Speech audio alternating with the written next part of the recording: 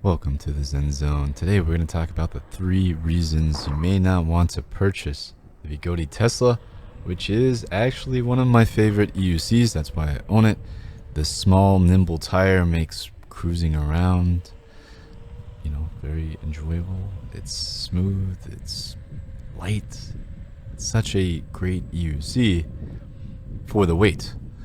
However, there are a few things now that you may want to consider before buying, or 3 reasons you may not want to buy this UC. Number 1, I was gonna go with the most obvious one, but we're gonna save that for number 3. So number 1 is kind of the plasticky feel. It's with most Bigodis, but this one's a little bit different. It actually has like a little plastic squeak to it.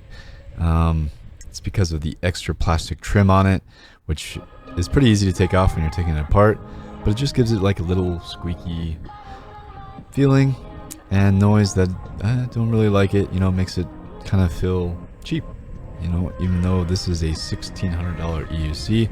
This is not the most affordable of EUCs. A 14D is about $750, so this is double the price of the 14D, and you're getting about double the specs. As far as speed goes, 31 miles an hour. I would definitely not go. This is reason number 2. Let's get into reason number 2. You could really mess yourself up on this little EUC. Just because it's only a 40-pound EUC and only can go 31 miles an hour doesn't mean you can't really hurt yourself on this little EUC. I think because of its small size, even me, sometimes I don't wear safety gear, as much safety gear as I normally would on this EUC. And you could really get hurt on this little EUC. It's powerful. It's a little jet with a narrow tire that is narrow tire. All right, that's number 3. Reason number 3: the narrow tire. The narrow tire easily gets flats. Like, I've already had 2 flats from little thorns. The tire is easily punctured. I'm thinking I don't like to put slime in my tires because I think it throws off the balance and it makes it impossible to patch. So if you do get a hole and the slime's not working, that tube's pretty much trash because of the slime. You're not going to be able to patch it up. So I really don't like to use slime. I haven't really experimented with armadillos or other types of sealant yet that may not throw off the balance and may seal better and still allow you to patch if you get a hole. But patching's not that hard to do on this. It really doesn't take that long to patch up this tire.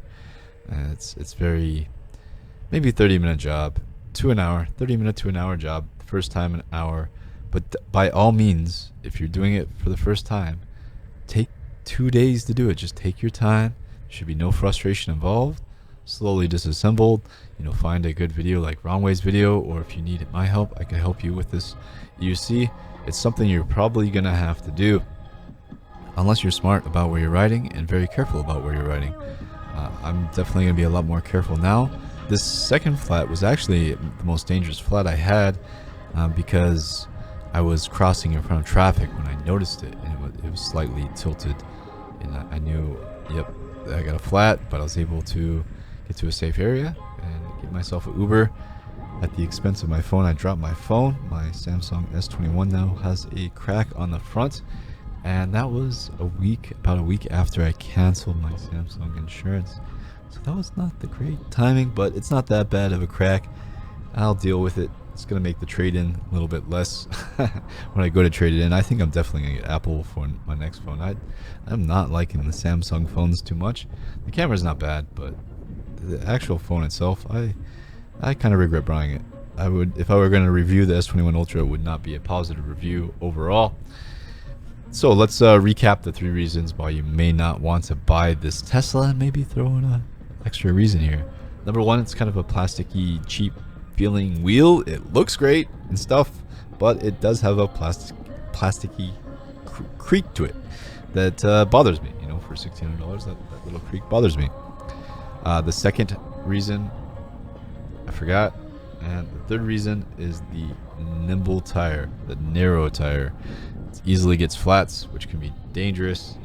I'm looking at my Tesla right now, trying to remember what reason number 2 is. I'm trying to think what else I don't like about it. The form factor is okay. It's a little bit eggy like the MCM5, but I was able to get pads on it. If I wanted to, I could put the smaller Clark pads on it, but I feel like with this wheel, $1,600, I don't really need pads. I don't really need pedals. You know, cut back on the cost of this wheel. You don't really need to deck it out unless you want to. It is a really nice wheel, and it could be the main wheel. Like if I had to cut down to one wheel, it would be the most reasonable wheel. Obviously, it's not. It'd be like, why would I want to give up my Sherman or EX when those are worth more? But like, as far as like practicality in my own life, it's the easiest one to put in my car. It's the easiest one to go have fun with. The easiest one to get down the stairs. It's still a lot of fun, all packaged into a small package. So it's a great EUC. And what is the third? Like, what else? What other reasons can I give you that you may not want to buy this for the price? $1,600. I mean, for 400 more or 300 more.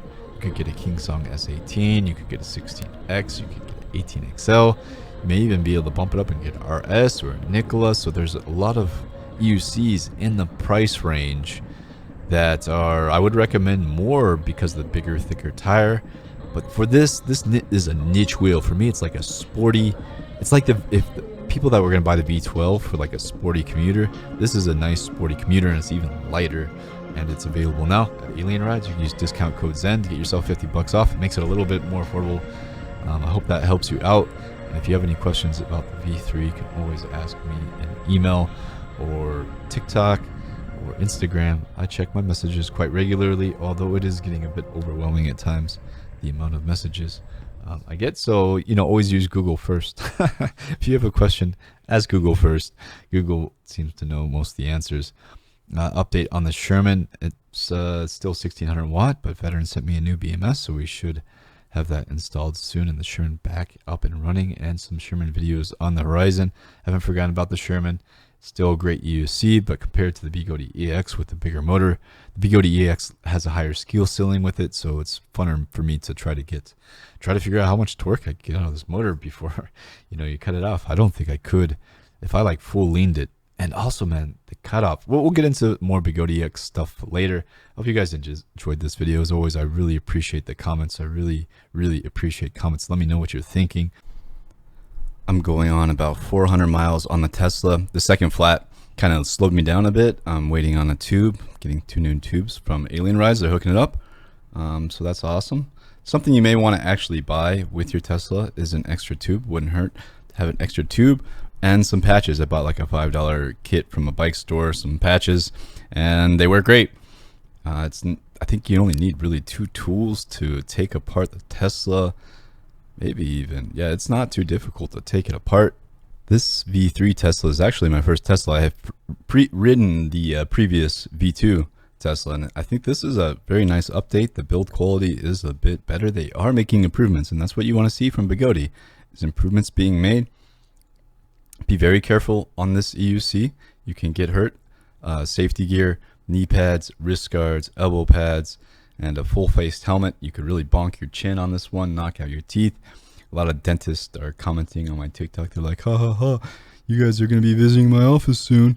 And I'm like, that's why we wear full-face helmets. That's why we wear full-face helmets, is to protect our teeth, to protect our jaws. I like to be able to eat, and I'm sure you do too, so full-face helmet is the way to go. The most dangerous times on this EUC are when you're accelerating and when you're braking, especially if you're accelerating hard, which is fun to do on this EUC. It feels like a jet, that little instant accelerations on that small tire, which just slides effortlessly along the road. You're a little jet. And yeah, so when you're accelerating, if you overlean, you're going to cut out. And it's only 84 volt EUC. It does have a nice motor on there. It's a hollow motor. But you can still, especially if you're a bigger guy, you can still overlean this EUC and cut it out. Or you might accelerate too hard and cut it out. You may think it's more of a jet than it actually is. If you're a bigger guy, you may want a more torquey EUC like the RS Torque. You may want a V12. You may even want the Bigodi EX, which is the most torquey of them all. That is the king of torque, is the Bigodi EX, and my favorite EUC. Something to definitely consider. Bigodi Tesla is in a sweet spot. I like where it is. The reason there is more money now is because it has a hollow motor, has the LCD screen, and it has a bigger battery. So you're getting a lot more specs into that same jetty little EUC, that same small tire that Many people love it. It's great for carving. It's great for being like, if you're around pedestrians, it's just so much more nimble, and it takes up such small amount of space. You're basically another pedestrian with this wheel. It's not big. You're not that high off the ground. It feels perfect for what it is. A nice, lightweight, portable jet. It's only, man, if only we could bring these on a plane. This would be the one you want to bring on a plane, because you could just throw it in the carry-on and then get off and still have a sporty little EUC to get around on. I hope you guys enjoyed this video. Leave a comment below. Tell me what you're thinking. And until next time, stay in the Zen Zone.